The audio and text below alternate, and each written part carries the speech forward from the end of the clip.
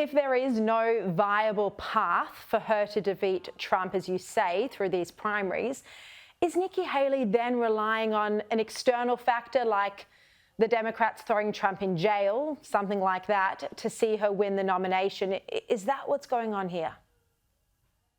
I think you're putting your finger on something. The interesting thing is, we like to say, is it the black swan event, something kind of akin to what you're talking about.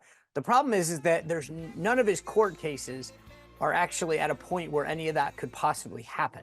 So I get it, but it's like you're running just on the hope that maybe something happens. And if it did, I would actually have a better chance of seeing somebody else get back in the race. You notice they always use these words, I suspended my campaign. That means that they're technically still filed. They're on the ballots. They could jump back in theory. But I think you're onto something. That's the only thing that's keeping her in this race, is this idea that maybe something happens. And that's no way to run a campaign. The other suggestion, and we just heard it from Kayleigh McEnany, is that perhaps Nikki Haley's trying to manipulate a situation where she could be asked to be Trump's running mate, his VP. What do you think of that notion?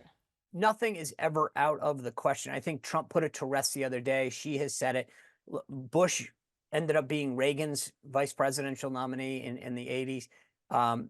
It's possible. I just don't see it. There's too much bad blood now between the two of them. She didn't want to stay on as his UN ambassador. I just don't get the vibe that she's ever really wanted to be Donald Trump's number two.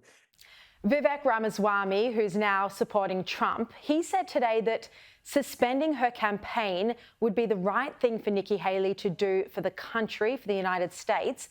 Do you agree with this?